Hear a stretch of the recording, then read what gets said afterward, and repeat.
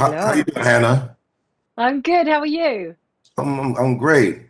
When I when I look at your character, I think about all the great women that are executives or in sports, like Kim Minji and Michelle Roberts, Jeannie Buss. It's a list of names that's long but not long enough.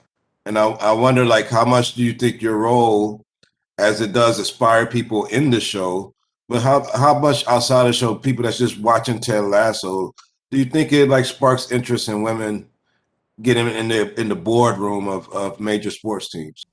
Yeah, which I can't believe is necessary, but it is. So much is necessary that this show brings. The fact that a woman can look after herself, be a woman of a certain age, but bring it in the boardroom and make sure that she's listened to without having to batter the door down. And also the fact that we're showing, and it's ridiculous that this is true, that we are showing that women can be great pals and trip over themselves to let the other one get further on. I mean, it's insane that we don't see more women supporting each other on screen. Yeah. And I know here on this side of the pond, like I named a few people that are NBA or NFL or Major League Baseball executives. But when you're talking about football or soccer, as we call it, like how many women I mean, how common is it for women to be participating in the business of the sport Over here, over there? Yeah. yeah, I would say it's as infrequent as it is there. It's changing all the time, and I was even pleased to see the other day for the England Scotland match here.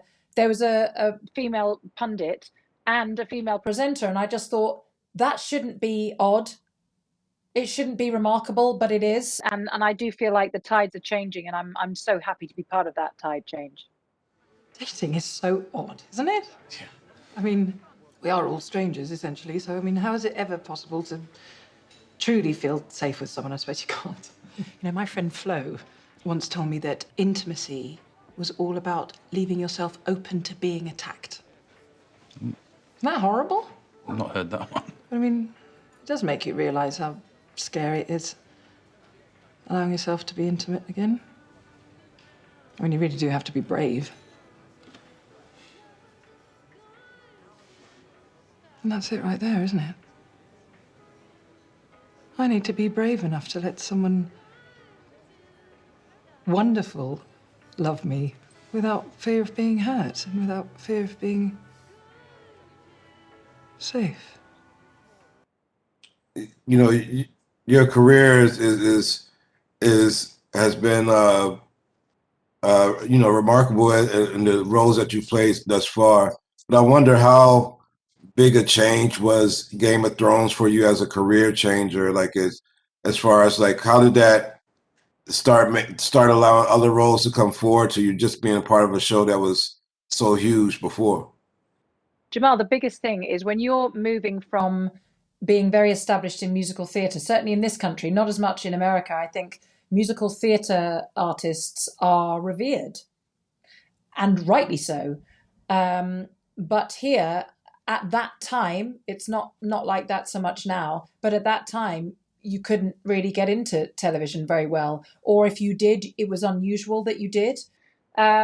So stepping into Game of Thrones and the fact that she is, well, basically looks like she's been dug up, just the most awful looking character, and just amazing fun to play because it was so different from myself. I think that informed me about how I wanted to continue, that I don't care what a character looks like. I don't care what their force is, their drive through a piece. I love to take things on and embrace them fully. And it was so nice to be actually allowed into this side of the medium and go back and forth between the two in this country because it's still too much of a rarity. Speaking of going back and forth, and this is my last question. I'm always impressed by how actors from the UK could play American and give off without people having any clue until they do an interview. They're like, "Oh, I didn't know they were British," but I don't see it go the other way around. Like, why do you think it's so easy for some, I'm not gonna say easy, but it seems like so much more common for somebody from London to be able to play an American than the other way around. I don't know whether it's that, we have we've always had a lot of American TV here, so we hear it from a young age. But I mean, God, there are some people who are amazing and flawless with English accents. And I often hear people doing American accents and think, you've got a few too many R's going on there. So I think you're being quite polite and complimentary. Well, Hannah, I've just got a preview of season 2 of Ted Lasso, but I've loved your character since season 1, and can't Oh, wait to thank see the you, rest of Fred. season 2 until the world gets to see the rest of season 2. Thank you for your time, and Thank you so much. take care. Take care of yourself. Bye.